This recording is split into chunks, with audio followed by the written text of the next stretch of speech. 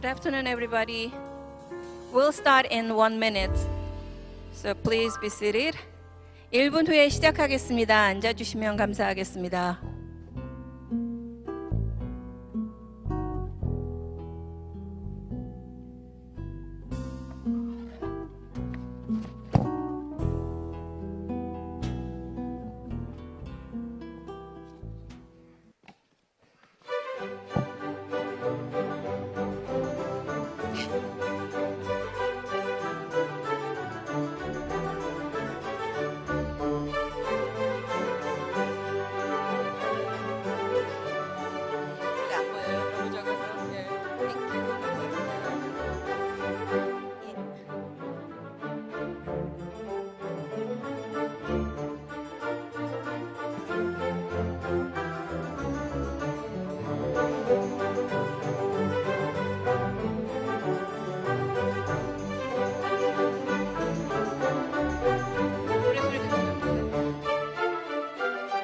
Good afternoon, everybody.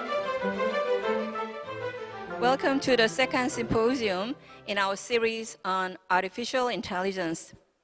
My name is Jin Park, and I have the privilege of moderating today's panel.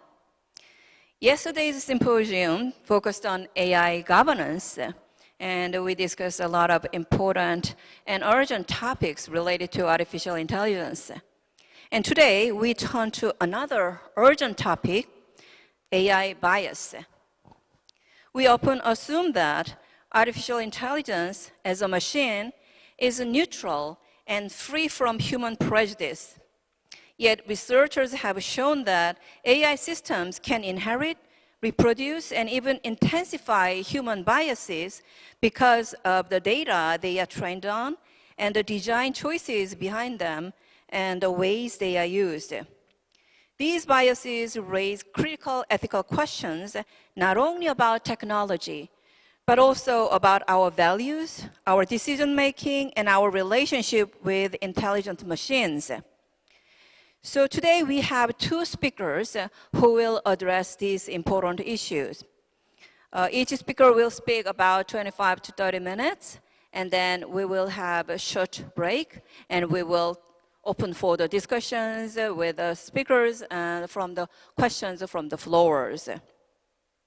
So without further ado, let me introduce our first speaker. Mr. Pinis Chantalangsi is a philosopher by training and currently serves as a regional advisor for social and human sciences at the UNESCO regional office in Bangkok, Thailand. His fields of specialization include comparative philosophy, ethics, cultural studies. His work focuses on the role of the social sciences and humanities in sustainable development and the ethics of science and technology and human rights and inclusion. In his recent publication, an executive summary issued by UNESCO titled Landscape Study of AI Policies and Use in South Africa, published in 2022, Mr. Chantalangsi assesses the potential benefits and challenges of AI in 9 countries across Southern Africa, and stating that while AI has the capacity to support economic development and strengthen innovation of ecosystems, it also raises significant challenges, particularly given the limited digital infrastructure and the risks to human freedom, autonomy that arise from data misuse. Today, he will speak on the topic, Fast and Slow, Coexistence between Disruptions and Co-evolution with AI. Please join me in welcoming Mr. Pinis Chantalangsi.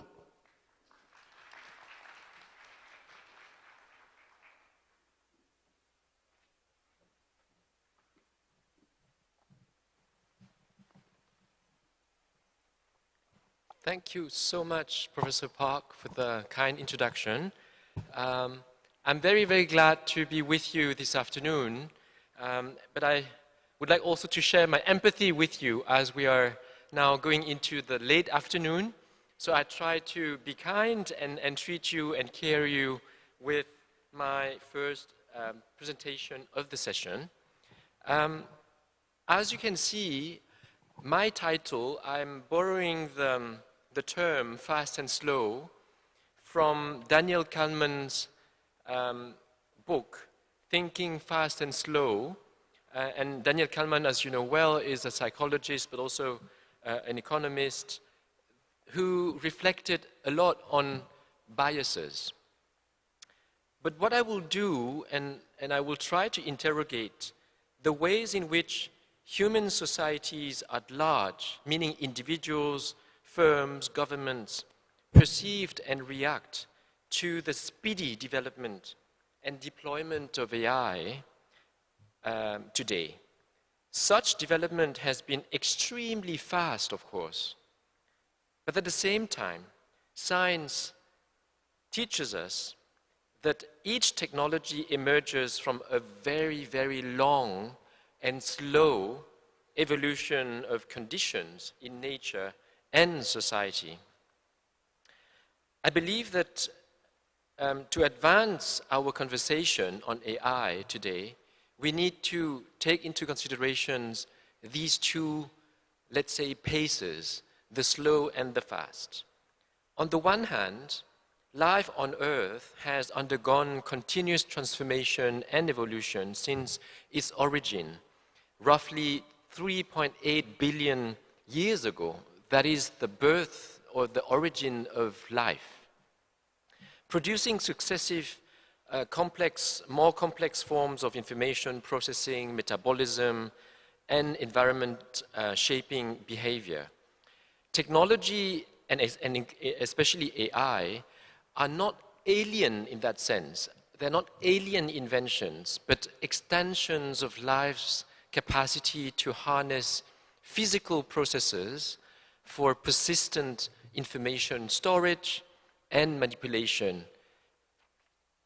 Reframing AI as a living lineage phenomenon is a consideration that we also need to keep in mind in this presentation. I will ask you to keep in mind that slow evolution. On the other hand, the role of human intentionality must be questioned in such an evolution.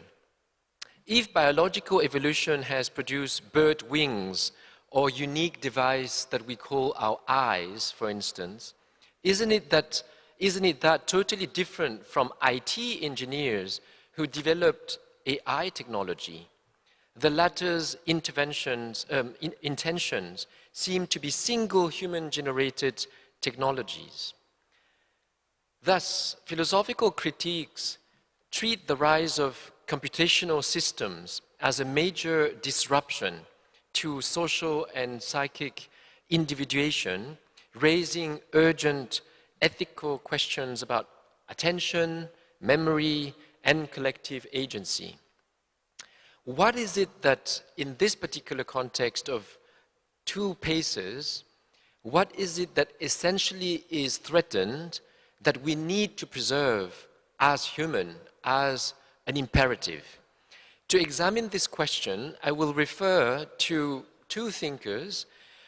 One is Sarah Imari Walker, an American astrobiologist who published a wonderful book called Life as No One Knows It in 2024.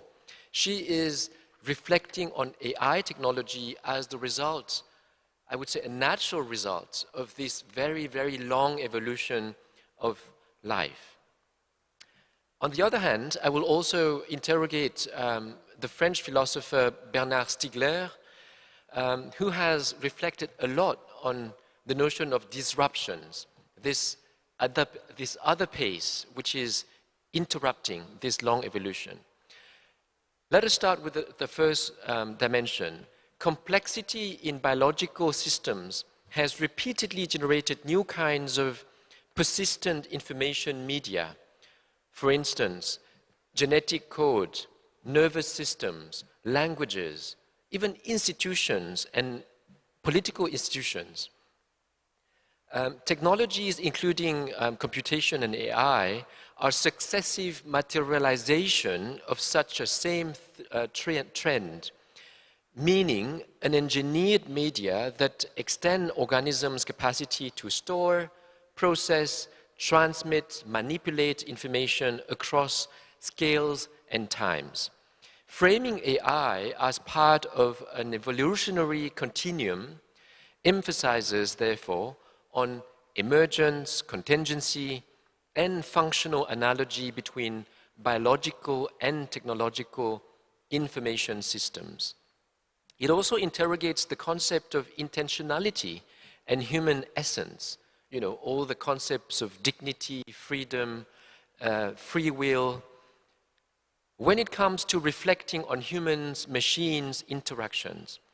If new technologies and the way we interact with them are, quoting, natural, between quotation marks, then it results, and as a result of a long bio and technical evolution, is there any place for ethical considerations and morality then? Who are we, humans, to judge today what is to be preserved and perpetuated for us, meaning for the next generations in this long evolution? So this radical question can find some echoes in Bernard Stiegler's work on the notion of disruption and individuation. So Stiegler thinks that computational capitalism reorganizes attention, labor, and also individuation.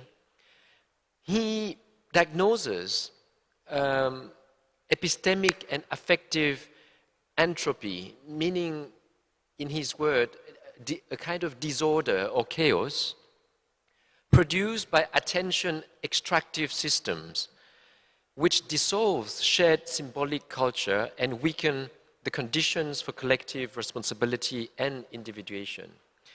Bernard Stiegler describes disruptions as a technological and socio-economic process that fundamentally reorganizes collective life by altering our attention, our memory, our modes of individuation, producing what he calls pathological effects when left to market dynamics. So this diagnosis reframes AI not only as a continuation of life in a long evolution of 3.8 billion years, but it also simultaneously identified as a force that can erode social capacities developed over human history.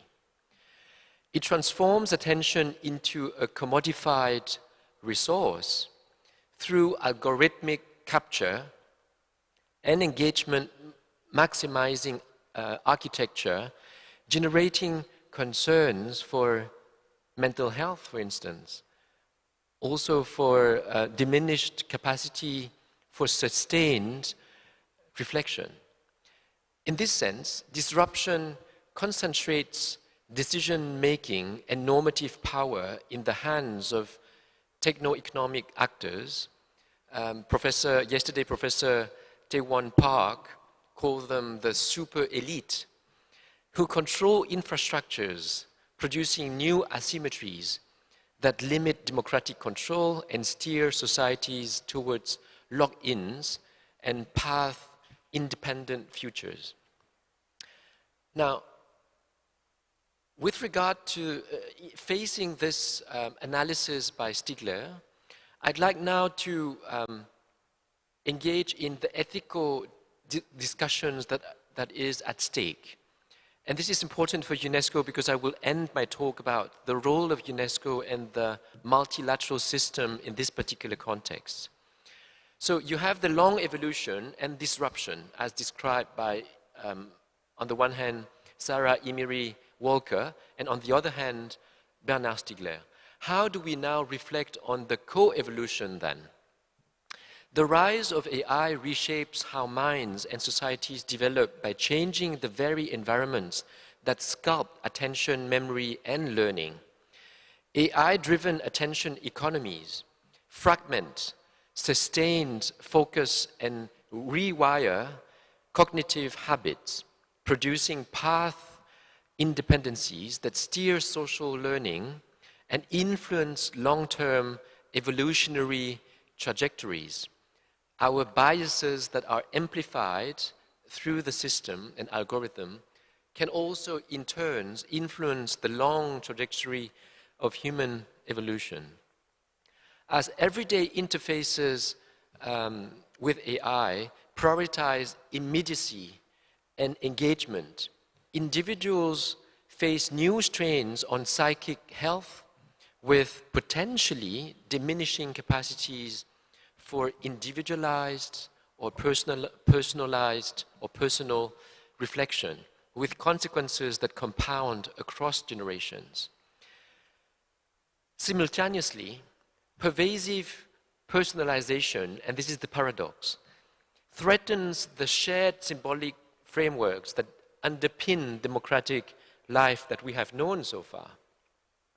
When algorithmic curation atomizes publics into isolated informational niches that self-sustain because of algorithm and biases, individuals that self-sustain individuals as separated atoms, the common ground required for collective deliberation, civic education, but also intergenerational transmission of norms faces risk of erosion. The erosion undermines the processes of collective individuation by which communities form shared meanings and responsibilities, and individuals develop singularities and emancipate from single-handed discourses and systems that are precisely amplified by biases in the algorithmic machinery.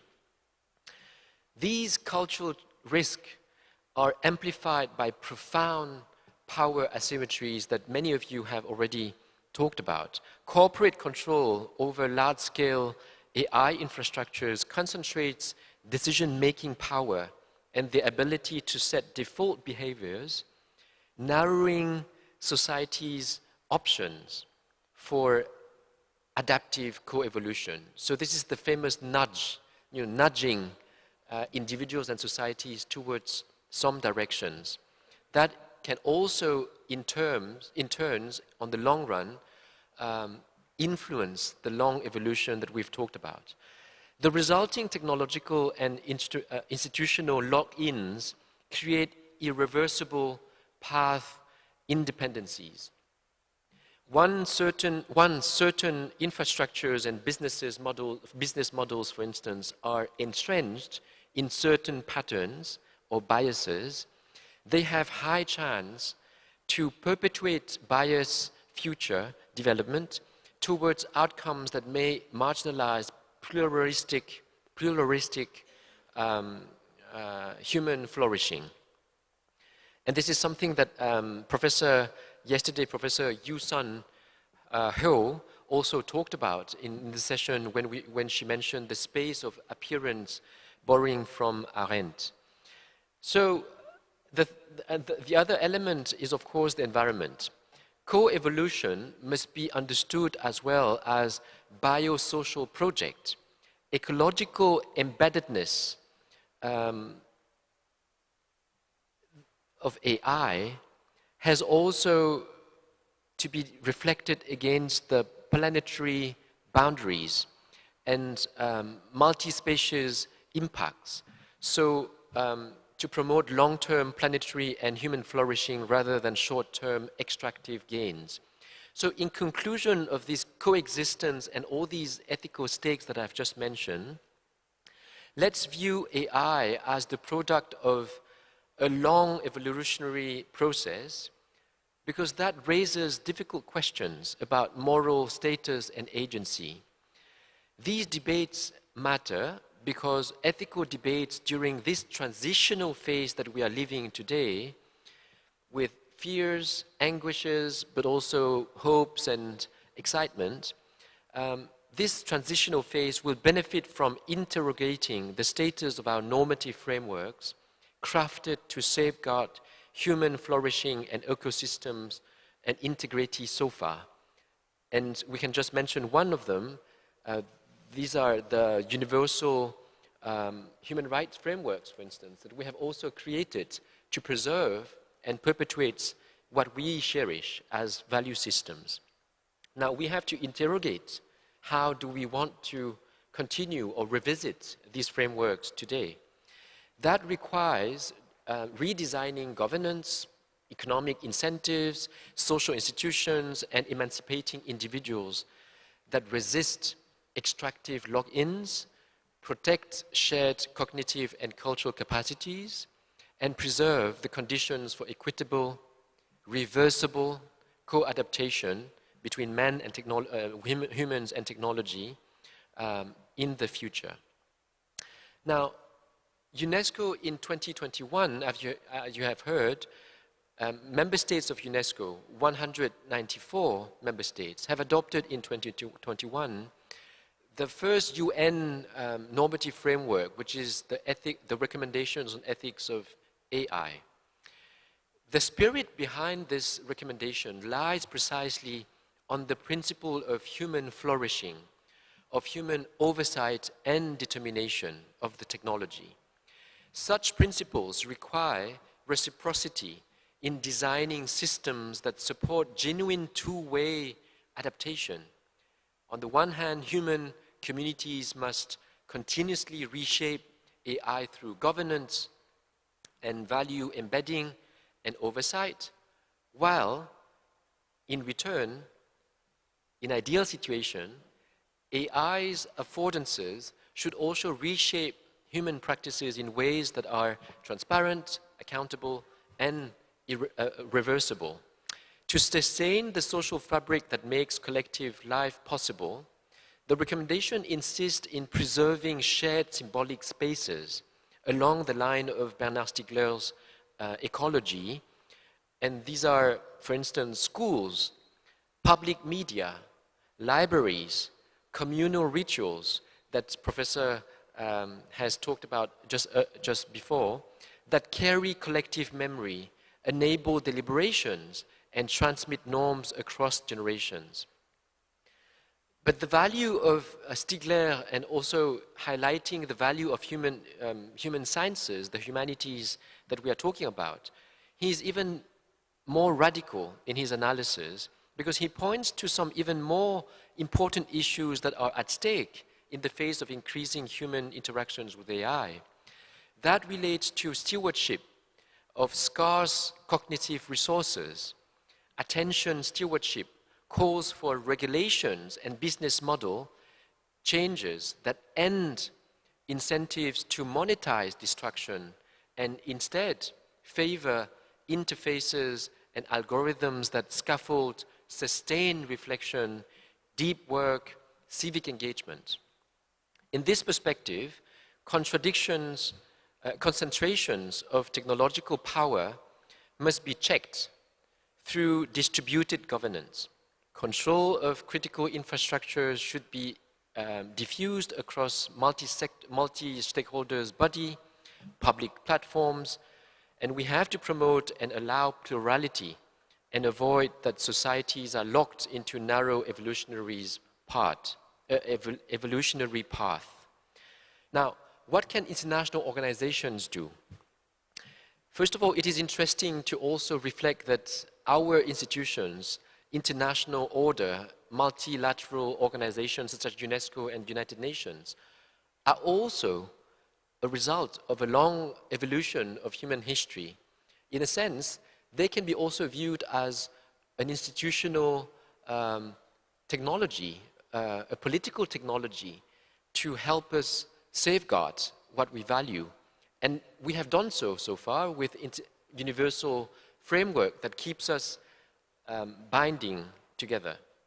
But 80 years after the United Nations has been created, it is maybe time for us also to reflect and revisit, as we are also facing disruptive technologies, raising all sorts of concerns, and including political concerns on democracy, for instance. Now, I'd like just on that regard to quote beautiful sentences from the UNESCO's constitutions. And I would leave you to reflect on how it relates and resonates quite clearly with us today as we discuss AI. So in the founding text, the foundational text of UNESCO says, and I quote, "The ignorance of each other's ways and lives has been a common cause throughout the history of mankind of that suspicion and mistrust between the peoples of the world through which their differences have all too often broken into war." Ignorance, suspicion, mistrust, disinformation, misinformation, biases, and algorithm, it resonates. I continue. The wide diffusion of culture, on the other hand, and education of humanity for justice and liberty and peace are indispensable to the dignity of men and women and constitute a sacred duty which all nations must fulfill in a spirit of mutual assistance and concern. So this is a text drafted in 1945, founding UNESCO, giving its mandate to promote culture, education, and sciences as factors that bring us together and binds us. So in Bernard Stiegler's word, to support collective individuation, our world needs to invest in a public digital commons and civic AI, knowingly open models, shared civic data sets, and community-run platforms like Wikipedia, for instance, that encode pluralistic values and enable democratic uses rather than consumer capture. We need to reform curricula, for instance, to include education for co-evolutionary literacy with technology rather than simply coding that is fashionable today. We should also review the education system and curriculum to include teaching adaptive reasoning, media literacy, system thinking, but also ethical engineering from early stages so that people, children, youth, can steward social technological changes in the future. Finally, we are called upon to explore and set up modalities through which organizations and governments conduct algorithmic impact assessments with long horizon scenarios that analyze second and third order effects on attention regimes of all of us, social individuation, labor ecosystems, and ecological systems, coupled with mitigation plans to prevent harmful lock-ins. So to conclude, I would say that interpreting AI as both a product of a 3.8 billion years of evolutionary trajectory of life, and at the same time as a disruptive force, clarifies that ethical responses must combine humility about deep continuity and also vigilance about contemporary disruptions.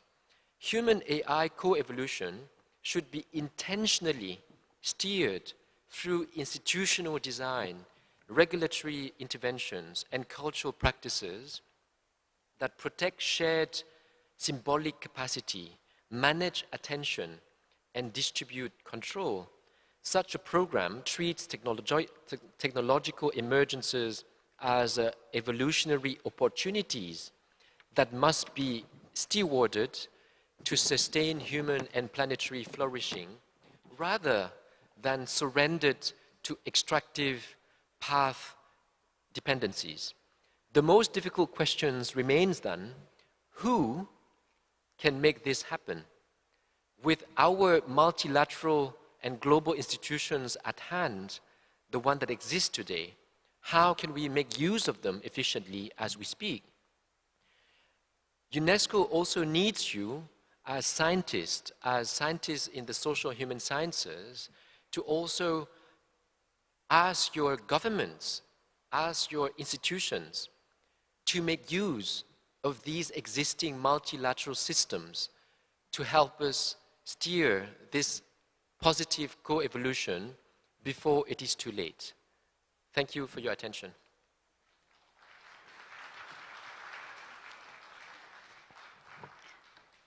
Thank you very much, Mr. Chen Talangsi, and it's a very intriguing presentation, providing two very different perspectives on AI.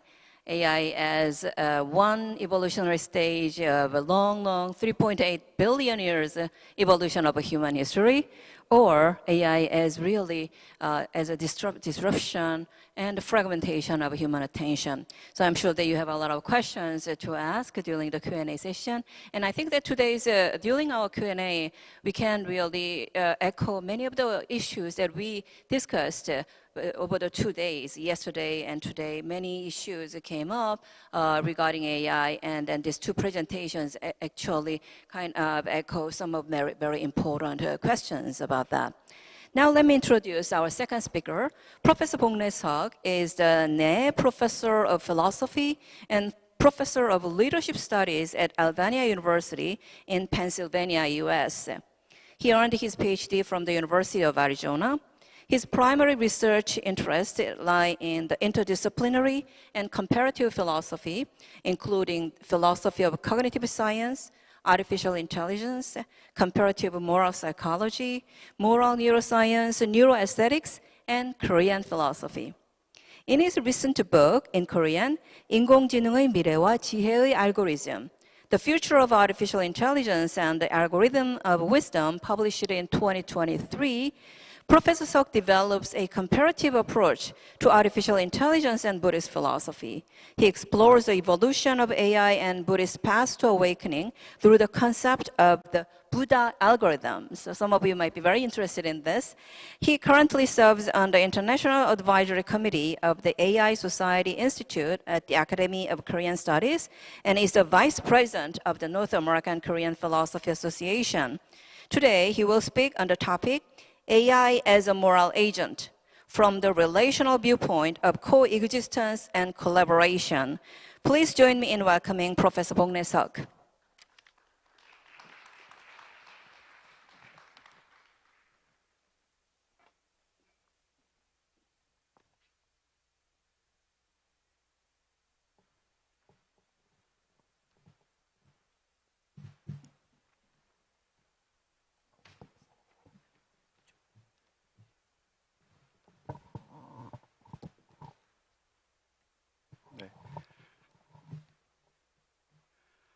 Thank you for coming to this last session of the conference. I'm very thankful for the organizing committee and the staff and everyone to make this wonderful, prestigious international conference possible. Today I'm going to talk about research on artificial moral agent. Simply the question there is, can we understand AI or any kind of artificial system as an actor or a person or moral agent? In this case, agent means a thing or system that can think, act, make decisions, and be responsible, be blamed, and be punished, and having certain status. So can we think of that kind of quality, and we recognize and ascribe that to AI or robots?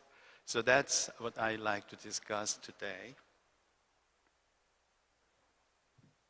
And the discussion consists of this organization, and I'm starting with introduction. And I will discuss 3 different existing suggestions and ideas of moral agency. Moral agency is the quality of moral actor or moral person. And there are 3 of these ideas, as you see on the screen. The first one is called the standard view. The second one is called the functional view. and the third one is called relational view. And these three different ideas propose different models, different conceptions, and different understandings of ethical person or agent with regard to AI systems.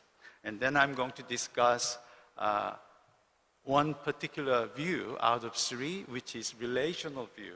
Specifically, I will discuss advantage of that viewpoint, and then I will discuss some empirical studies on moral agency, and then I will talk about some implications in non-Western philosophy, and then I conclude. So here's introduction, and I'm gonna skip, let me see. Okay, so sorry about that. I'm going to the last one, okay.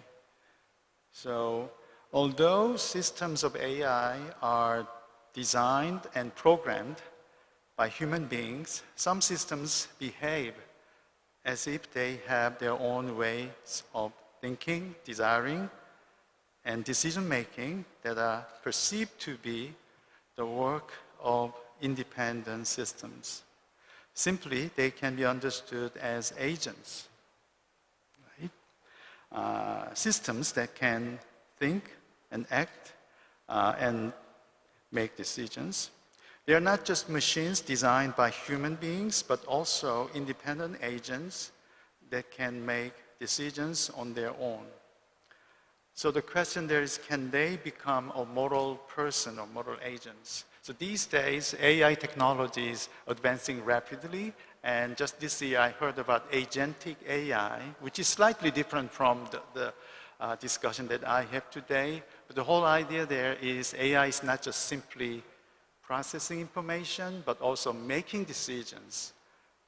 So that will be another big change in AI industry, as I believe. So the question there, I'm going back, is to achieve this objective of my discussion, I'm going to discuss and analyze current studies of artificial moral agents, and I will specifically talk about three different approaches to moral agency, and I will critically evaluate them to see if we have any good ways of understanding their status, their standing, and their agency.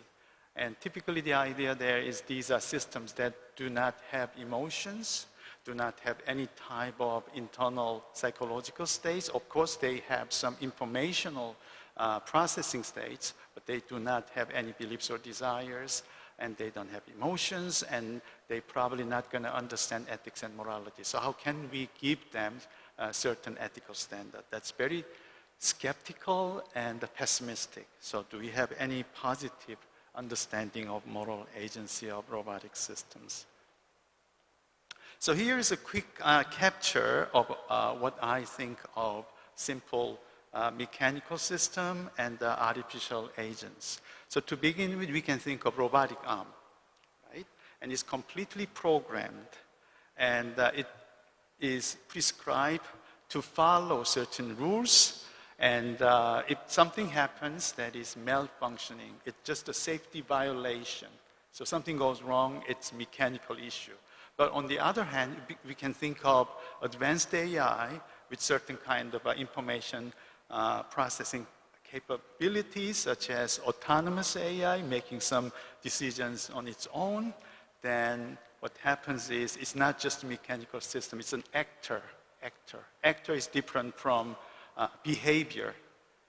It's quite different thing.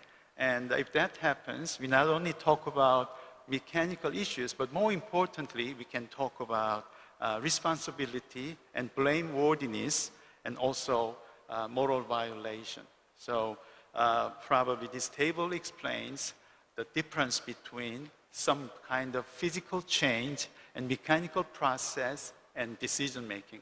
When you go to decision making, it's a totally different dimension, and we can talk about moral violations. So, what are the existing theories of artificial moral agents? The first theory is called standard view. Standard view is typically the traditional understanding of agency. So I'm going to read the whole sentence. The first approach is standard view, which identifies the ability of receiving moral evaluation and taking moral responsibility by laying down specific conditions of being a moral agent, moral actor. According to the standard view, a system with particular inner states, which is very important, such as beliefs and desires and intentions, motivations and expectation, anticipation, and will. So all these internal states combined with the causal efficacy. Causal efficacy is the power to produce certain kind of behavior, kind of action. So if any system having these type of things, we can call it an agent. The best example is human person, I think. Now, if we go to that direction, we have several scholars, including Johnson, in his 2006 article, saying that to be a moral agent should have inner states. That's quite important. Because if we think of action, we always look at where does that come from. The thing that causes the action, not just behavior, should come from inside. And not just inside, it has specific type of psychological states, internal states. And that is our general understanding of action. So that's what standard view says. Now, one example I can say about this view is, for example, judicial system. We have something called the mens rea. Mens rea is Latin term, criminal mentality, and that follows this general direction of understanding action or agent. For example, a person with conscious understanding and voluntary will commits crime, then the person is morally responsible and punishable. So that's really important principle in criminal justice. Now, the second view is functional approach. Standard view has some issues. I will talk about that briefly before I go to functionalist view. The major issue of standard view is anthropocentrism, which is we impose human standard to machines. Machines are quite different system. Therefore, we, in a way, ascribe the highest standard that any machine can possibly satisfy, because AI or robots have some internal states, but these internal states are quite different from beliefs and desires and intentions and motivations. So although it's a traditional understanding of action and agent, but it's not really helpful to understand artificial agents. So now we come to functionalism. The second approach is functionalist view of moral agency. The functionalist view defines agency from perspective of how a system can act and react to external conditions without specifying their inner states to the level of human psychology. So the advantage here is they don't talk about beliefs and desires. They talk about certain type of functions that helps the system successfully interacting with the environment and making decisions and act on certain things. So they usually list three different conditions: inner activity, autonomy, and adaptability. So inner activity means a system can interact with the environment. It's obviously important. And autonomy means independence. System should be able to make decisions on its own. And the third thing is adaptability. So it should be a system can change its states and functions on the basis of its independent interaction with the environment. So these are general conditions of a functionalist approach. So any system can satisfy these conditions. We can say, hey, that's an agent. That's not just a mechanical system, something that can act and make decisions and be punished. So that's a functionalist approach. And one of the advantages of this approach, as I explained, is to avoid anthropocentrism, and that's a good thing. However, in the second paragraph, the functionalist view has some critical limitation, which is called the responsibility gap. So I'm reading the second paragraph. However, The functionalist view needs to deal with the responsibility gap because agency, the quality of being an agent, and responsibility, the quality of being praised or blamed, are not linked via attributability and inner states that are identified for particular action. The responsibility gap exists in artificial systems. So here is what I say in the situation. So when you talk about agency or person, it should come with attributability. We have to attribute that action back to this origination. The origination is some kind of internal states, but functional viewpoint does not talk about specific internal states, basically certain kind of functions. So because of that, it creates a responsibility gap, which is really typical thing that we have about person, agent, and action. Because again, as I said earlier, when we see someone is making decisions and act, we always saying, what is the cause? What is inside that make that thing happening? But if we talk about just the function, then that internal specification is lacking. So therefore, we cannot ask responsibility fully. So that's a limitation of functionalist view, and we have this responsibility gap.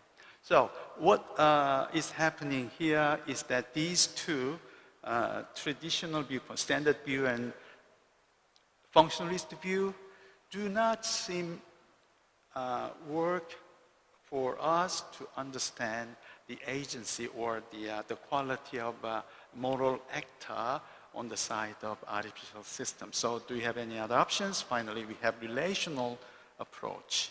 So here we go. According to the relational approach, robots of AI systems have moral agency, not simply because of their cognitive states and functional abilities, but because of the way they interact with human beings and the way they cooperate with human beings to come to support moral and social values. These sound very abstract, I know, but it's really the beginning. So why don't we see things from the perspective of certain relations and interactions instead of certain type of internal abilities and internal states? That's the whole philosophy behind relational view. So here, relationalism, it's a new terminology, refers to this new approach in robots' moral agency, moral standing, and moral rights. It is an open and interactive approach that focuses on how artificial systems interact with human beings in a social, relational context. I heard many of these things during the conference yesterday and today. So really have to think about how we interact with these artificial systems, and that's the context we can recognize, we understand their moral agency. Excuse me. In contrast to the property-based approach, where certain group of cognitive and affective properties define the qualities of moral agency and moral standing in isolation, the relational approach brings in the social and interactive dimensions of moral agency. I guess this is a really important sentence that really captures the whole idea of my presentation. So what that means is the traditional view, standard view, and functionalist view is really ontology. It looks at what the system has in its own. So do they have some ability X, Y, Z? Do they have some internal states X, Y, Z? And from there, certain acts and behaviors come out. So these are the questions we ask. But if we're going to this side of picture, relational approach, they say, wait a minute, we don't do that. We have to think about some kind of an interaction and relation. So if we do that, then we may have some good understanding of artificial moral agent. So here is a big quotation by Cetra in 2021 article. A quote, rather than ascribing moral standing on the basis of characteristics of the entity. Yes, right? That's basically the idea of standard view. That's a property-based approach. The very fact that we relate with other entities become the basis for obligations and claim for moral consideration. As with the traditional types of relational theories, what matters is not necessarily whether or not the others are like us, or if we ourselves reflect in them, but rather how these others become actors in our social structures with which we interact. In robot relationalism, the fact that we relate to robots is taken as an indication that these entities are, in fact, nodes of value due to these relations, end quote. So that's the whole idea of relational approach, and here's a quick diagram to show these three different views. So first of all, we have standard view, which is ontology-based theory, property-based theory. So we have to look at that system itself, and we check out whether the system has certain kind of properties. In the functionalist view, we look at the functions. But they both have some issues, specifically responsibility gap or anthropocentrism. On the other hand, relational approach look at the relationship. So we really have to ask what kind of relation, what kind of interaction we have to the system that makes the system as a moral agent. That's the question. And here I can give you some examples. First of all, we do have some synthetic artificial agent, artificial person. We have that right now, yeah, other than humans or perhaps some animals or perhaps God of Christianity or God of Judaism or Islam. So these are personal gods and the humans are person. So these are examples of actual agents. But do we have artificial synthetic agent? Yes, we do. The one good example is corporate person. It's called the legal person. Yes, legal person. It's a person, right? But the interesting thing is a legal person is a person, but that's not AI person. AI person is different category. And the legal person is a person because it's collective human beings is forming some kind of a business corporation. And the business corporation has something called the corporate internal decision structure. So that parallels with certain kind of beliefs and desires and intentions. So that parallels standard view. But robot agent or AI agent is totally different situation because these systems don't have beliefs and desires. So that's kind of challenging. But if we go to relational view here, relational view is a little bit free to look at things from the perspective of relations. So from what I think, it's a little bit of a, needs a little bit of imagination. The closest one that I can think is credit worthiness. So for a person to borrow money from bank, the person should show credit, right? So I have this credit, so I can borrow money from you, the financial institution. Now, credit doesn't come like this, no. The credit history is required. So think about credit history. Credit history means the person is borrowing and interacting with other members of society and gradually build up history, the history of interaction. That's the idea of relationalism. So we have AI and robots interacting with us, and we observe their behaviors. And at some level, their autonomous decisions reach out to the level of a meaningful relationship. And that's the point we ascribe agency.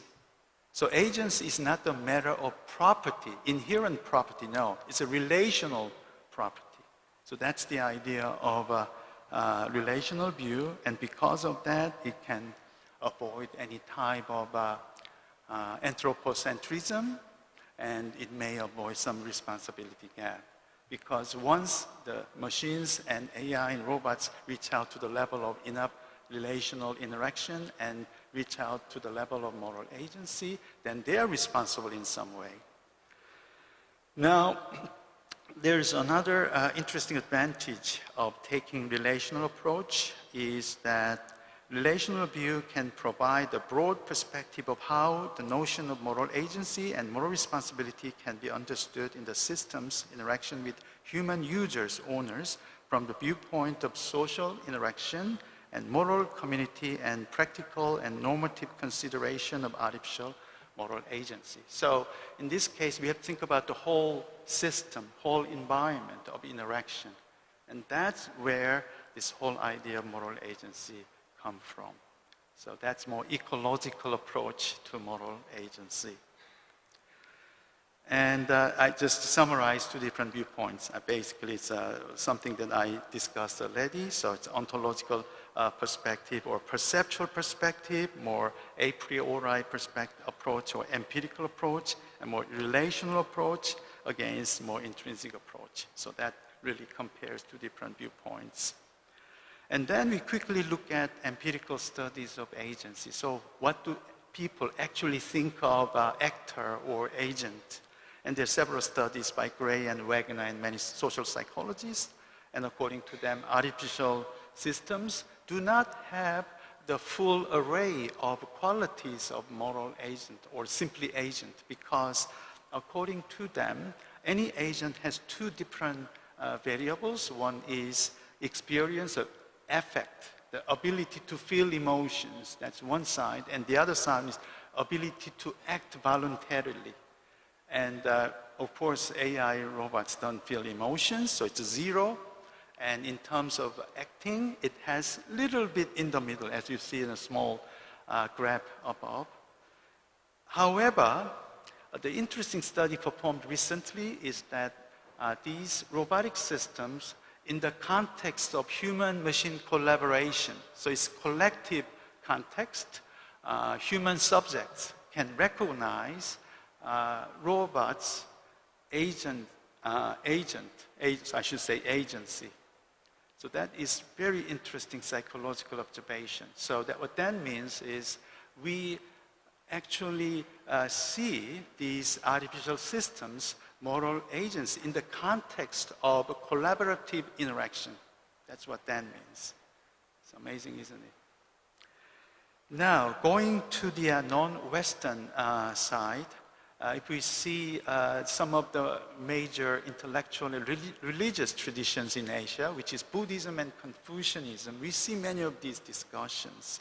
So I'm starting with Immanuel Kant and his really crystallized image of moral actor, which is autonomous human being making decisions on the basis of universalizable rationality. That's the notion of actor in Kantian philosophy. But if you look at Confucianism, we see role-specific, relation-specific moral agent. So we can think of brothers and sisters, uncles and nephews, all this array of social relations that define who they are as moral agent. And the famous Confucian scholar Roger Ames said that it's not human being, it's human becoming, meaning human beings are not completely individual entities. No, we are evolving and changing individuals as we interact with other people. So that is really the spirit of Confucianism. And of course, Buddhism is also seeing things from the perspective of interactive, contextual context. So the main idea is pratya samuppada, codependent origination. If you study Buddhism, you understand what I mean by that, which is basically everything do not have inherent existence that doesn't exist. Instead, all things are codependently arising. So that's the idea of sunyata, the emptiness. So from that perspective, we understand why and how relations, interactions are important, understanding moral agency. And on top of that, I will give you one simple example that understands that kind of perspective. In South Korea, when they have a smartphone in South Korea called handphone, smartphone in United States called cell phone. So do you understand the difference between cell phone and handphone? cell phone is ontology, what that thing is, independent of us, right? Its own self-enclosed system, that cell phone. But handphone is our hand is there and the phone is there. It shows the interaction between hand and the phone, right? So I realized that how much Korean culture and philosophy is dependent upon that perception of relationalism. So that's another interesting thing. And finally, I will talk about this and then I conclude. So there are some actual scholars of artificial intelligence mentioned the importance of this element of moral agency. For example, in a recent paper, Kim and Strodler in 2023 paper argue that assigning role obligation to robots is a good way to understand and regulate artificial moral agents. They state that the Confucian notion of robotic agency, quote, is superior to the robot rights perspective because rather than being adversarial, it is team encouraging, end quote. So they really contrasting the traditional viewpoint of moral agency to the more relational-based, role and relational and interaction-based approach. If Kim and Strodler's relationship-based approach to robotic ethics is superior to the rule-based approach of deontology, Kantian ethics has a good chance to become, Confucian ethics has a good chance to become an inspiring paradigm of artificial moral agent. Therefore, the notion of relational agency and the communal nomos notion of Confucian moral agent can provide a useful and practical model for AI ethics and artificial moral agent, specifically in the context of relational viewpoint of artificial moral agency and responsibility. And the term communal nomos is my own term. It really shows that self-governing autonomy is actually in this context relationship-based. So it's a communal nomos entities. And that's the good viewpoint to understand artificial moral agency.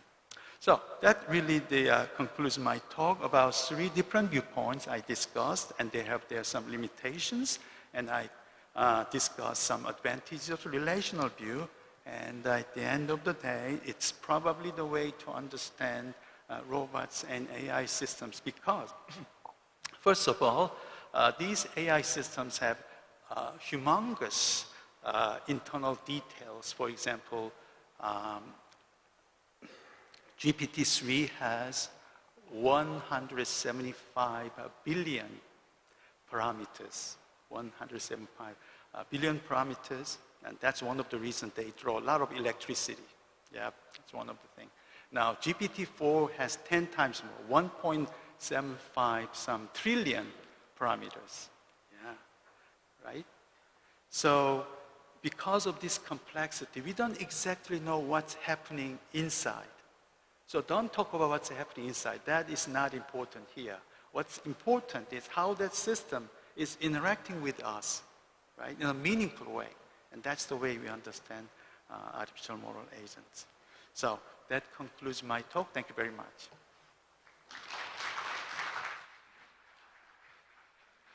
Thank you so much, Professor. So this is a really intriguing talk. We have to think about what it means that artificial intelligence has an agency. So we will take a very short break, so then you can have a bio break, and then we can have a question and answers in a refreshed mind. So it's 4:37. Let's come back for 45, 8 minutes.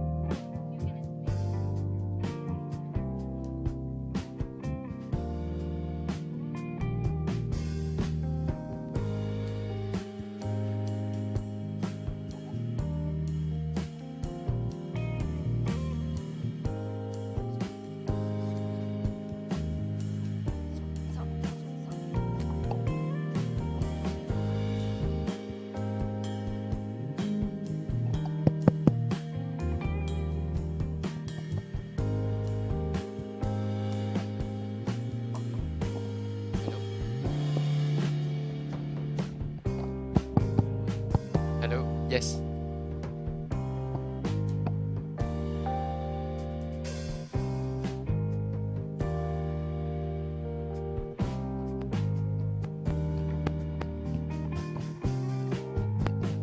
Yes.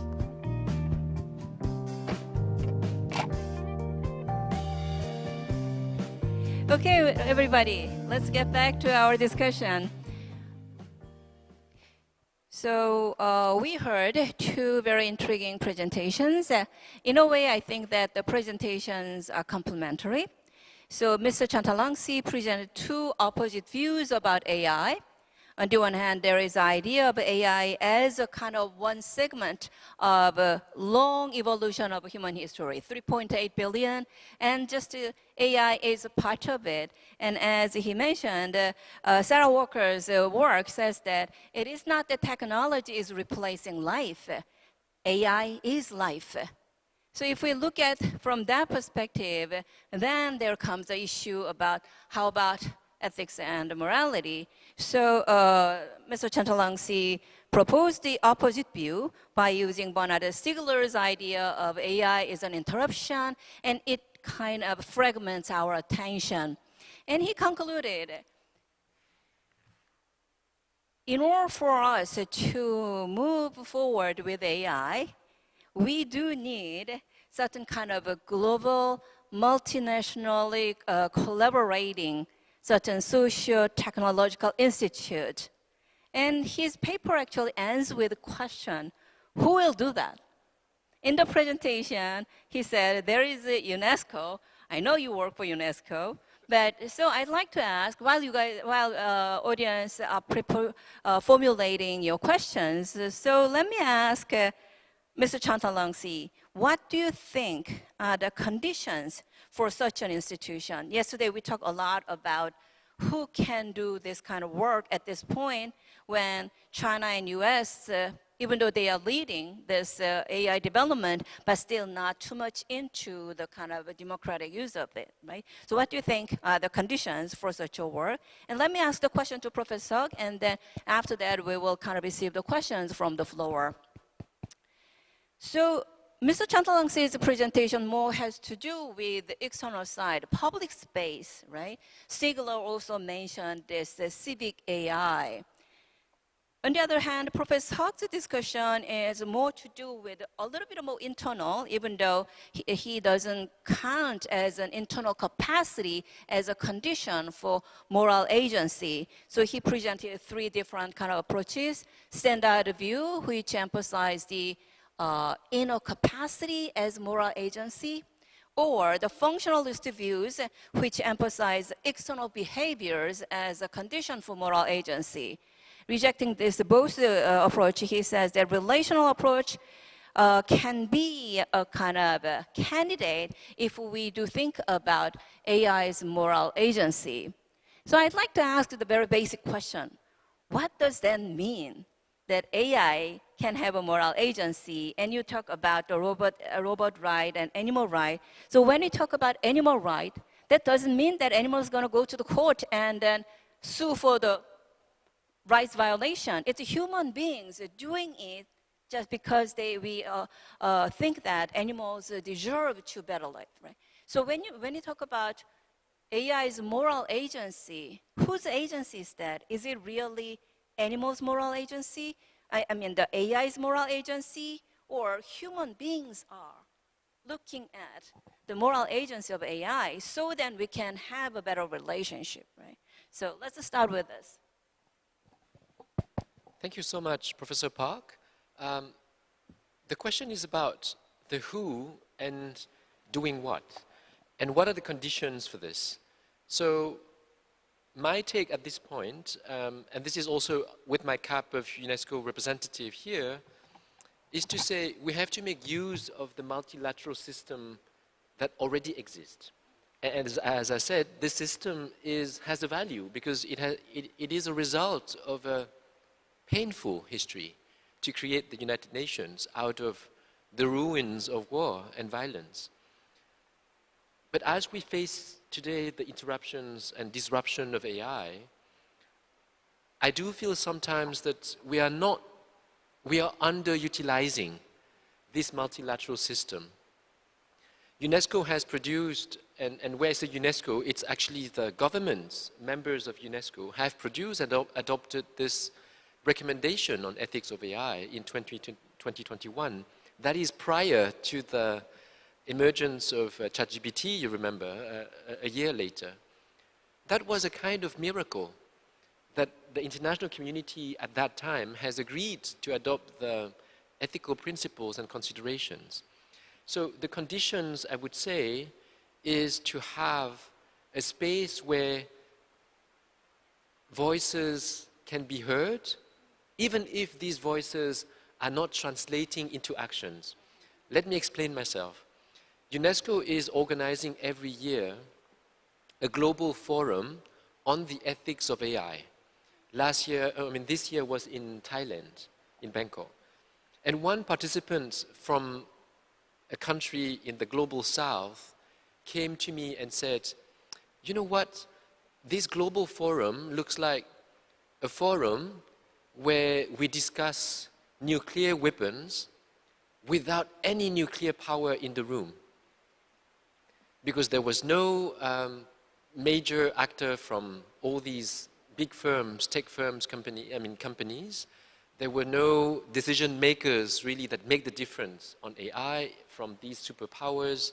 So he was, joking that UNESCO is creating a space for powerless people to talk about a tool that is so powerful out of their control. But precisely, I think this is what we can do as an international multilateral system, is to offer a platform that the tiny voices can be heard, even if that voice doesn't immediately translate into decisions and actions, but it comes to existence. Without these global platforms, even these tiny voices would not be able to be heard. So it's not ideal, but this is the instruments that we have at hand. It belongs to every one of us, the United Nations, and we need to make use of this in a proper way and not underutilizing it. Thank you.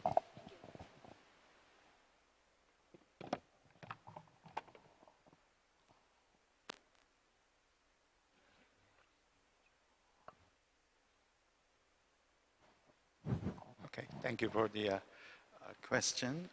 It's one of the major headaches in philosophy and AI, I think, to understand the quality of actor, not just the mechanism of artificial systems.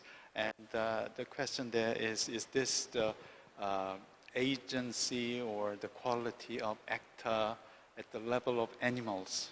I don't think so.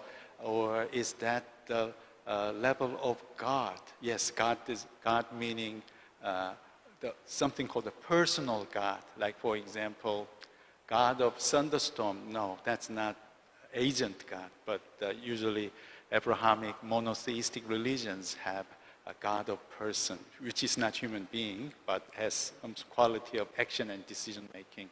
So it's neither animal nor God and nor nothing. So somewhere in the middle of nowhere, we have to find out the meaningful model of AI's agency. And what I like to emphasize is that typically, traditionally, we think of moral agency from the perspective of inherent quality of system, something that the system has in its own. It's called ontology, its own thing. It's not the matter of seeing agency, but the matter of giving agency from our perspective. Yes. So it's a matter of attribution. It's not the matter of discovering certain quality from the system itself. Right? So from that perspective, relationship is very important.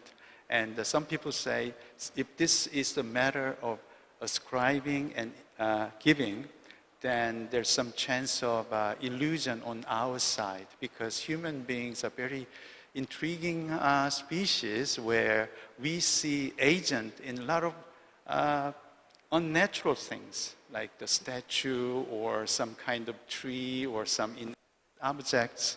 We see, oh, that's an actor, and some people fall in love with those kind of things. So in those cases, it's a deception or illusion. However, in most cases, as we see each other, as we see different things, we can see the meaning of relation or interaction. So we cannot give agency to a thing right away. No, we need time to interact. We need time to interact, and as we build up that kind of relationship, we understand what that thing is, and we understand, oh, that may be independent system making certain decisions. So that is what I'm suggesting. And we have many interesting examples of illusions, such as color. Colors don't really exist. It's a creation of human brain. So maybe at the same level, maybe perhaps agency is that kind of concept, that all these things are just a natural process of physiological, informational processes. But in some of those cases, we see a meaningful differentiation. So that is the category of agency. So the really important part of that is, first of all, we do have some artificial examples of agency. I mentioned that earlier. It's a corporate agency. It's a legal person, in Korean called 법인. 법인, right? That's Korean. That means in means human, in means person. So we are able to give those non-human artificial entities, we're giving them the status of agency. So the question is, why not? We can give other things agency from different perspective. So that's what I'm thinking, and it's one of the big things in artificial intelligence, but hopefully we can kind of make certain conceptual foundation to understand what these things are. So it's a totally new thing. AI is a totally new thing. AI is helping us or maybe harming us, right? But it's all in some way up to our interaction. It's not up to us because it's so powerful, but in our interaction with the AI, we may have find a way to identify what that thing is and to understand their agency. Thank you. You would like to say something more? So anybody have any questions? Yes, Professor Kim. Okay.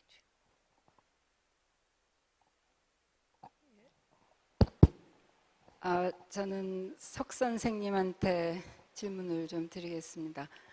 그 모럴 에이전시 문제 관련해 가지고 서양 철학 내에서 보면은 그러니까 근대 들어서 이제 그 개인의 존재가 부각이 되면서 예전에는 이제 그 개인의 자유의지가 신의 자유의지에 종속돼 있다. 그러니까 인간의 과연 자유의지가 있느냐, 이 문제가 굉장히 중요한 문제로 부각이 되었던 것 같아요. 근데 이제 신이 철학의 그림에서 사라지면서 결국 이제 개인이 어떤 자유의지의 측면에서 그래서 내가 내 주체가 되어서 소위 moral agency가 해서 오토노미 차원에서 autonomous individual의 그 will로서의 이제 그걸 가지게 되는 건데, 지금 이제 선생님은 AI에 대해서 moral agency로서 말씀을 지금 릴레이셔널한 관점에서 이야기를 하고자 하는데,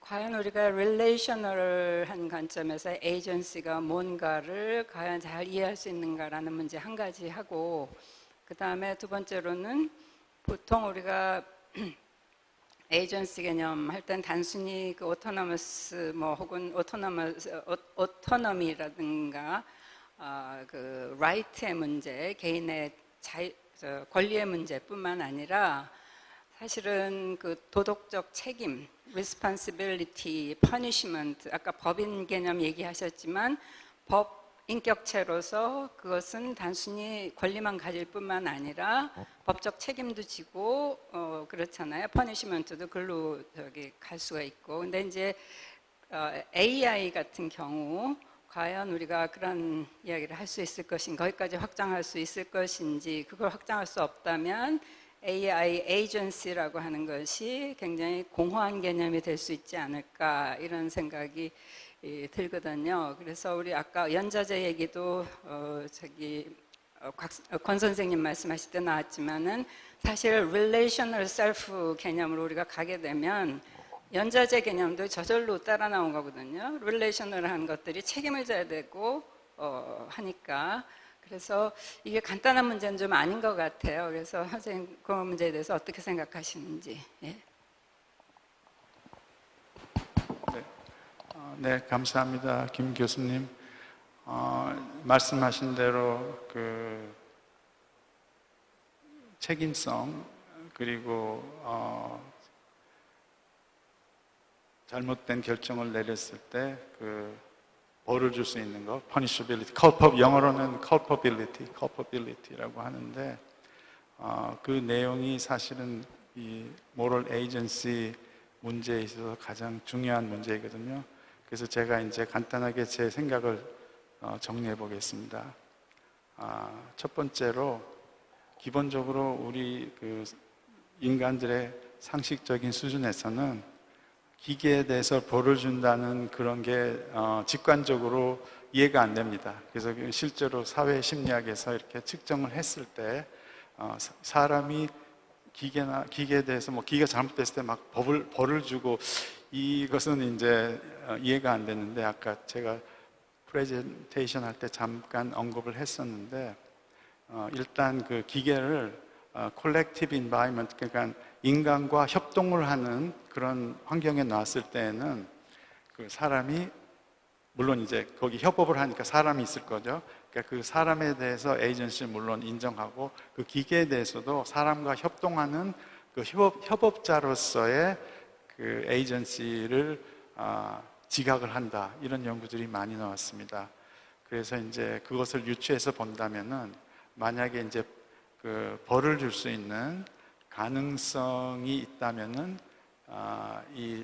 그러니까 그 협업하는 사람과 기계가 함께 벌을 받게 되겠죠. 그러니까 이제 기계만 딱 따로 내서 이걸 벌을 준다든지 그것은 개념적으로 좀 맞지가 않는데 왜냐하면 제가 계속 그 릴레이셔널리즘을 말씀드렸기 때문에 이 기계 자체를 갖고 에이전시가 있다 없다 하는 것은 약간 어불성설인 것 같고 기계가 항상 어떤 인간과의 어떤 관계를 유지하는 그런 그 시각에서 에이전시를 갖다가 이해할 수 있기 때문에 만약에 뭐가 잘못됐다면은 기계와 그것과 함께 협업한 사람이 이제 같이 어떤 특정한 벌을 받겠는데 만약에 뭐 벌이라 해봤자 뭐 이제 시스템을 종료시킨다든지 기계 같은 경우는 아니면은 뭐 협업자가 인간이니까 인간도 약간 거기에 합당한 어떤 벌을 받게 된다든지 그런 이제 생각을 해봤습니다. 근데 이게 이제 약간 일단은 전반적인 이론적인 모델로 제시가 되었기 때문에 그 벌칙에 관한 문제에 대해서는 좀 더 이제 세밀한 논의가 필요할 거라고 생각을 하고 일단은 이제 제 생각을 정리해 봤습니다. 감사합니다. 예, 감사합니다. 벤모클럽 교수님.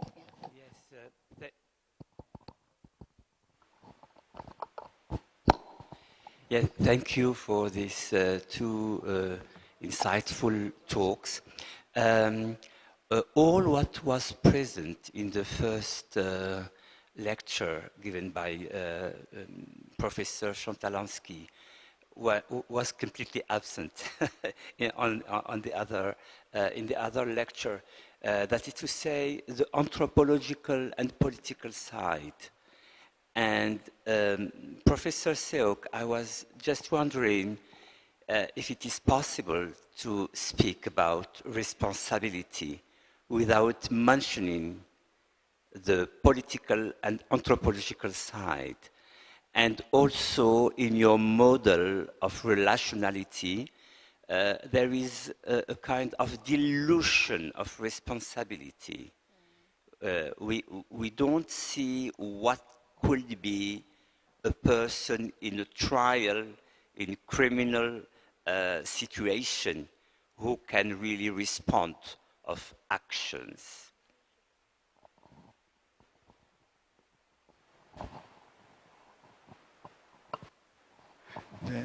Thank you for your very insightful question. As you mentioned, when we talk about responsibility, responsibility is not limited in certain specific actions and behaviors. It has broad horizon of social and political implications. And the one that I just talked about is just the beginning. And we need to talk about this broad context of social political environment. There always be deceptive maneuvers by large corporations and super elites that you mentioned and also discussed in yesterday's talk. So the whole idea there is this is information technology and engineering, and it should be, that this is my own personal viewpoint, and I think you all also agree that it should be part of humanities, because it's not just a tool. It also affects us. We become more like AI, but AI should become more like us.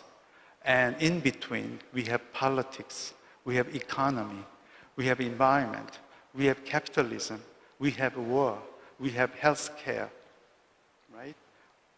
Most of these things are interconnected. This huge network of system could be more than 1.75 trillion parameters, more than that, right? So we have AI, but we have more complicated network outside of AI. And that is the opportunity for humanities in some way. So I absolutely agree. Even though my presentation is quite limited, I didn't mention this whole horizon, but we really have to discuss, as we discuss moral agency of systems, we have to include that discourse of politics and social issues. I absolutely agree. But again, that is something we need to discuss more. So, but thank you very much for your intriguing and insightful question. Thank you. Oh, thanks so much.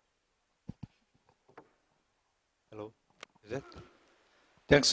Thanks so much for inviting me to have a wonderful chance to share your idea and probably my simple and very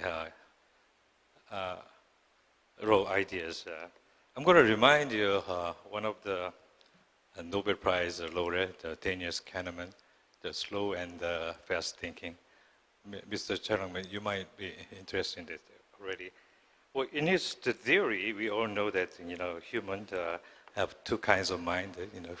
Fast thinking and slow thinking, and fast thinking is more like calculations, and versus slow thinking is more reasoning, pause and deliberate and decision making. Well, I'm interested in whether AI can think slowly, like a second system, and it gives human reasoning in depth, and it's conscious and a sense of responsibility. So we live in this age of artificial intelligence that can imitate almost all possible human thinking, analyze, calculate, and even generate what looks like reflection. I don't know whether it can really reflect something or not, but it can imitate, So my question is, can a machine pose reconsider and its own assumption, and it weighs meaning or value the way humans do when more and emotional stakes are involved? Well, if AI someday later learn to simulate the reflective process, not just to calculate or imitate outcome, but to understand the consequences, then will that be the moment that it crossed the line from the computation to conscious reasoning? And it could be any of you guys or both of you want to share your own deep thinking, slow thinking ideas. I'll be really appreciate. Thanks so much. You want to take more questions? Right. Okay, so if there are more questions, we'll select. Oh, all the way back. I'm sorry. Yeah, thank you so much. Both the presentations are very useful. But my question is addressed to Professor Sok. Thank you so much for bringing that threefold distinction with regard to agency, moral agency specifically. In the first one, when we were talking about standard view, later on you just mentioned that it is an ontological perspective. That's where I stopped. Because ontological studies in the recent past understand in twofold way, substance ontology and relational ontology, right? So it's probably the standard view is staying with substance ontology and it's not taking relational ontology into consideration. So if it takes that, then the relational perspective that you are offering, that you want to support, is very much with ontology. And if you, yesterday I was responding to our keynote speaker, I was mentioning about on relational ontology, which is very important now, especially when we look at the relation between AI and human. So that's number one. Number two is, this is more interesting because you brought in Buddhism into discussion. Especially, you spoke about Pratitya Samutpada. Pratitya Samutpada can be understood in terms of relational ontology, but it's not external relations. Okay? It is a constitutive relation. When you understand something arises because of causes and conditions which constitute its existence, it is more of a constitutive relation than external relation. But in your explanation, you seem to be going with external relational ontology. So there is a gap in between these two, which I want you to take note of. But otherwise, I really enjoyed listening to the presentation. Thank you so much for that. So if there's a question, we'll collect one more question, and then the speakers will answer three people. Yes. Let me talk a little. I am Director General for Humanities and Social Science in NRF, Professor John, and my major is commercial law, law school professor. I have some questions. Legally, accountability is for humans.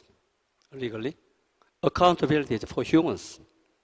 But accountability for non-human beings, AI, is hard to understand.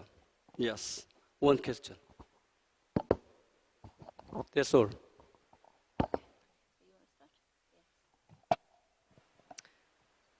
So the question of,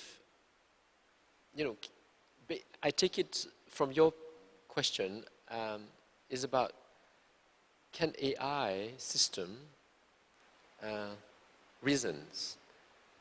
In other words, can AI comprehend or understand as we understand, as we define, comprehension together as humans?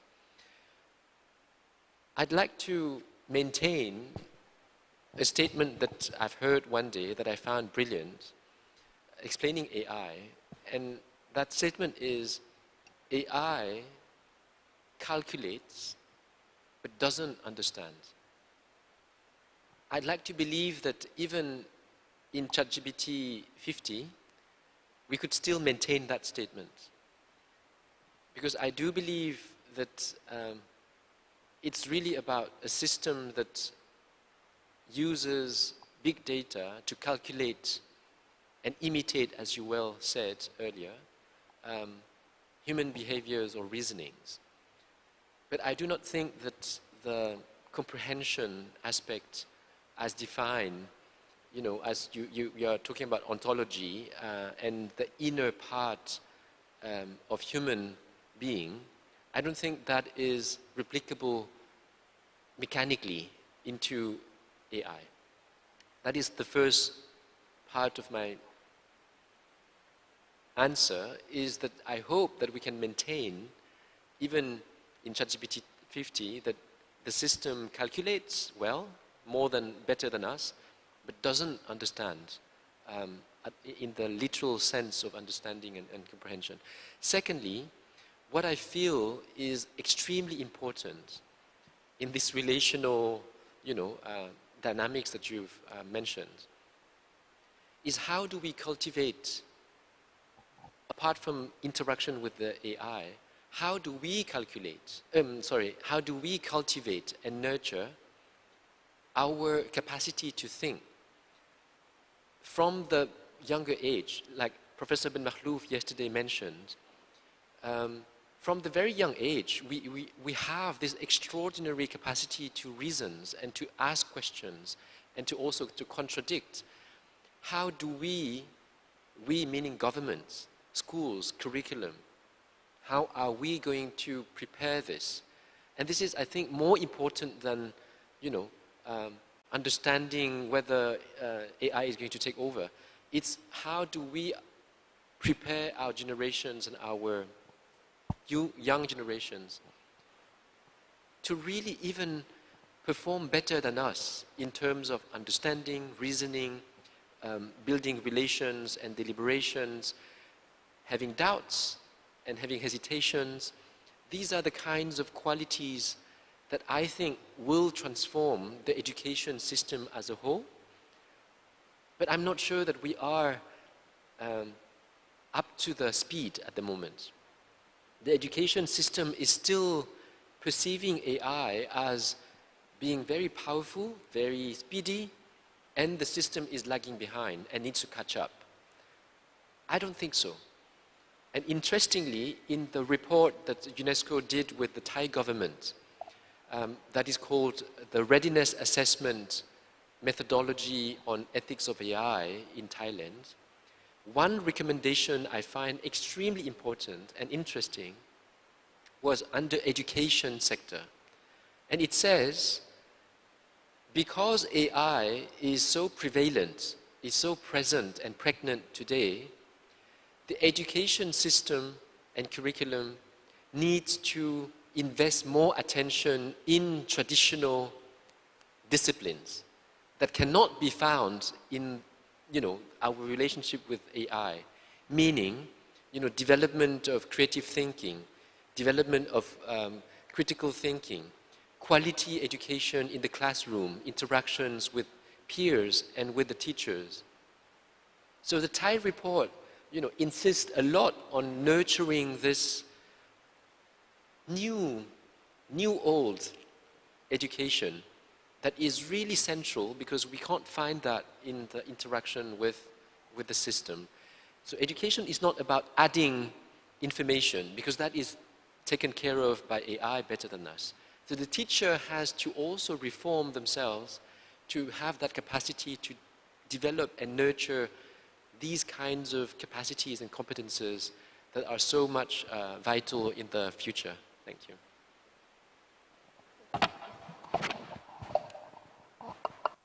Okay, thank you for the questions. I'm going for the first question. Daniel Kahneman's slow and fast thinking is system 1 cognition and system 2 cognition. And that's a really interesting division of the way we think and make decisions. The one thing that popped on in my mind is to think of something along the line of new development in AI. It's called the HRM, hierarchical reasoning model, hierarchical reasoning model, and that uses two different processes. The one is more detailed and quick and regular process. The other one is kind of slow, and that really parallels with Daniel Kahneman's idea. So one of the advantage of HRM is uses less energy, and it can be very effective, and that can solve some of the issues of a more conventional system, which is what is that? HBM, high broadband memory. Yeah, that's something that Jensen Huang's company produces right now. That draws a lot of electricity. So again, it's combination of those processes that make AI more efficient So that's quite interesting kind of a connection application of something that we learn from how human mind and brain functions and apply that in AI context. So again, mind went through this whole process of evolution, and because of that, there are many advantages that we don't know. So as we study mind, we understand AI. We understand AI, we can understand mind too. So it's kind of mutual process of understanding. So thank you for the question. And the next question the professor asked was about ontology. So I agree. First of all, that there's a substance ontology and relational ontology. What I discussed today is substance ontology, typical philosophy, metaphysics developed by Aristotle, Plato, and on, maybe Descartes and Spinoza and Leibniz in Western modern philosophy. They all talk about substance is something that can exist on its own, right? So that is the general perspective of standard view, but relational ontology could be different. So that's something that I discussed. So thank you for clarification. And also talked about codependent arising, Pratya Samuppada, and it's a huge network. So the one I discussed is very simple bit of this whole network, which is our interaction with machine. But to think about this interaction, we have to think about other previous conditions, right? So why did we develop AI? And the first to begin with, and also there are a lot of other things. So again, my perspective is very limited, part of this huge cosmic network of codependent arising. So thank you for your clear articulation. Thank you very much. And really the last question that Professor asked was accountability for human beings. I basically agree, right? We are accountable, we are responsible. However, the reason we discuss AI accountability, AI responsibility is because AI become more autonomous. Now, first of all, why AI become more autonomous? Well, AI technology advanced, yes. But on the other hand, that's because we need that. We need that autonomous functions. For example, Tesla's autopilot system. So making its own decisions, of course, humans monitor the motion of the car most of the time, but in certain situations, car makes its own decisions. And we expect that and we want that. And that's why we have these kind of systems right now. So autonomy is the key. It's because of that capability, at some point we have to ask certain accountability, even though these are not human beings. So that's my answer to the question. Thank you. Thank you. So at this point, I'd like to kind of take our discussion to the really foundational level. In other words, this is a panel on bias, and we all know that the AI bias has various different layers. Obviously, there is a data collection, which is meaning that the data are collected by only certain group, so some groups' data are excluded. And there comes a kind of algorithmic design by the AI company, and their kind of lobbying, and the computational capitalism, all these big, big names. But at the bottom, there are a lot of everyday users, like myself. So when we think about AI bias, and if we take it as a problem we will have to deal with, how would you address this issue? What would be the, how would everyday users engage with this issue? Right? And that also involved education, and we are all educators, but I'd like to hear your voice because it's on a bias, and the bias is so thick and deep, and there might be not much that individual can do, but there should be some way that we can try to deal with this issue at that level. Thank you so much, Professor Park, for bringing this issue of bias to, let's say, a political question. And I'd like to do that with you. So you said the users. Yeah. I'd like to ask here, who has trained AI? Have you trained AI machines? Can you raise your hand? 1, 2, 3, 4. So my other question is then, Are you using Google Map?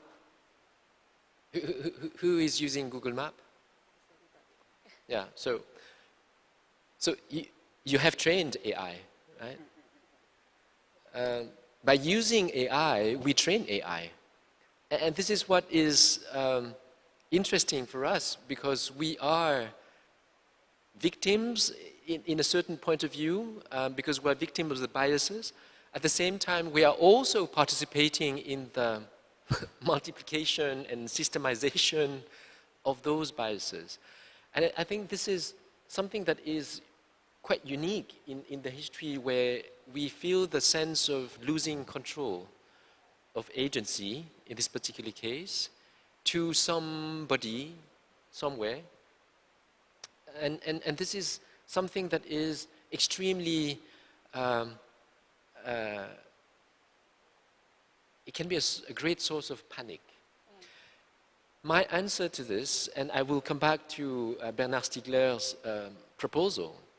In his term, he said we have to nurture our milieu, our environment. And this is why I mentioned earlier, we have to nurture our local community life, libraries, local shops and trades, schools, municipal lives. And this is where it could sound like not really powerful, but I do think that on the long term, if we don't nurture our milieu, this is the major threat that I feel on the long term, because then it means that the extractive industry will continue with our consent and participation in the acceleration of that. So the cultivation of the milieu is, for me, a very, of course, very slow, but very needed and vital thing that we have to do. And this is why education is, of course, at the core, but we need to be aware and also reform and transform education in accordance with this speed.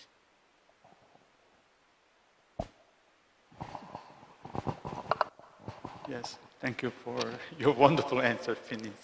Thank you for that. Yeah, we learn a lot each other. Okay, so from user's perspective, what do we do? What do we think of?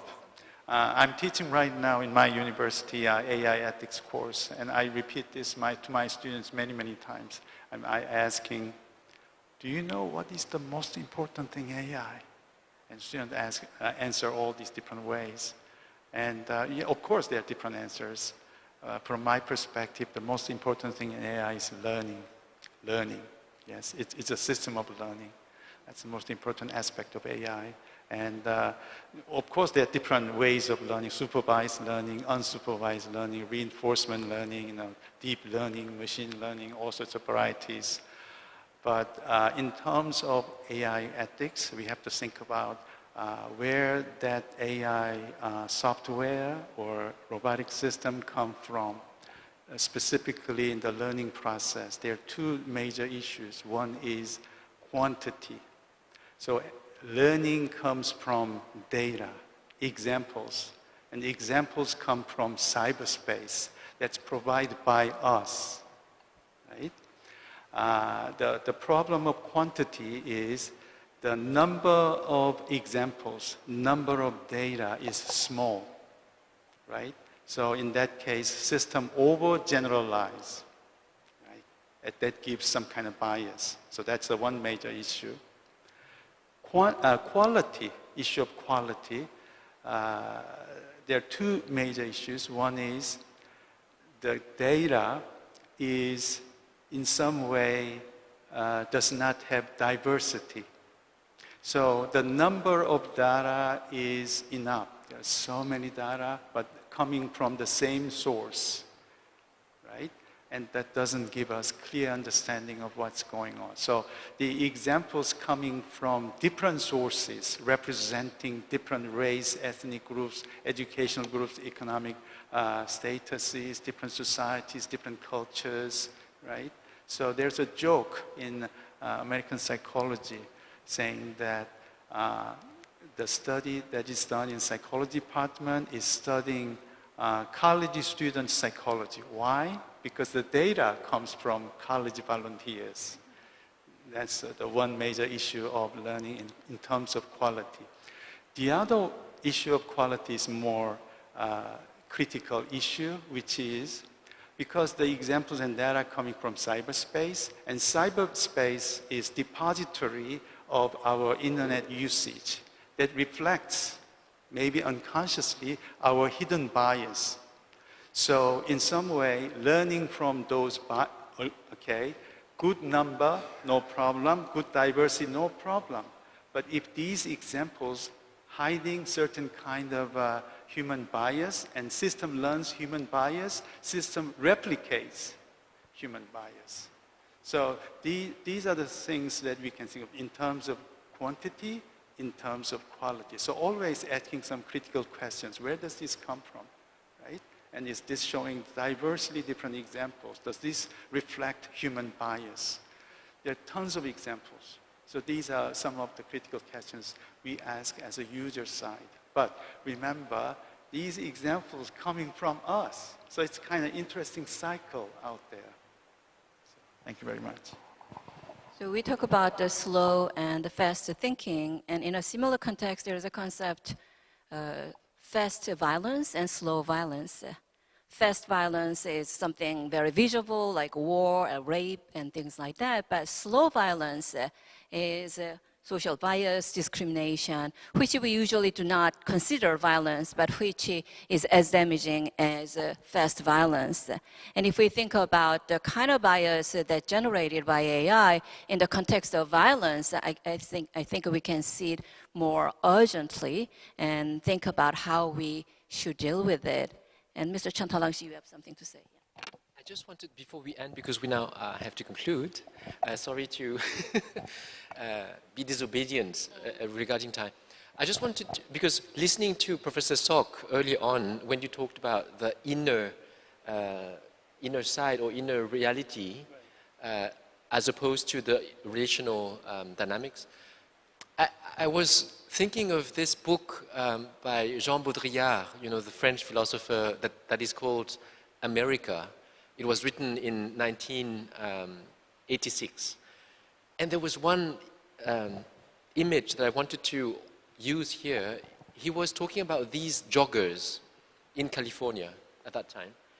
And he was very impressed by how they run back and forth, you know, as a machine, without any, in a kind of mechanical way of running.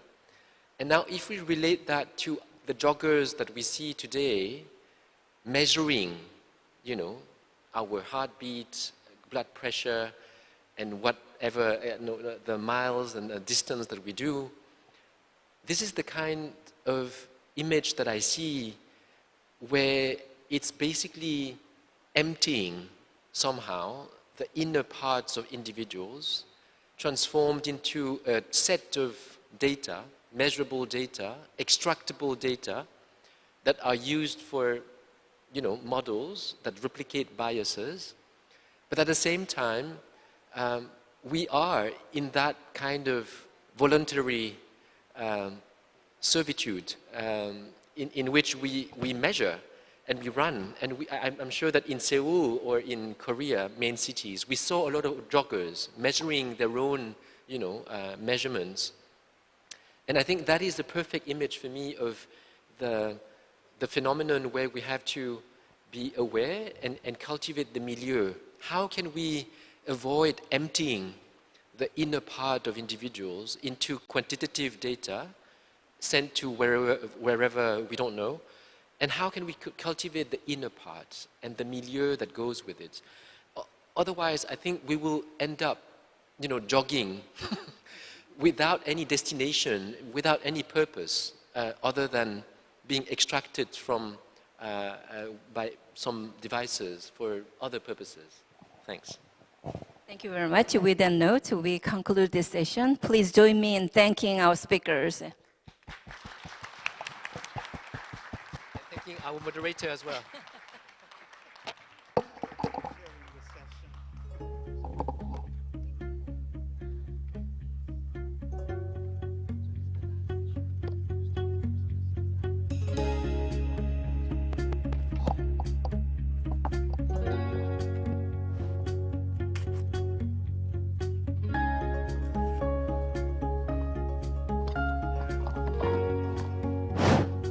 잠시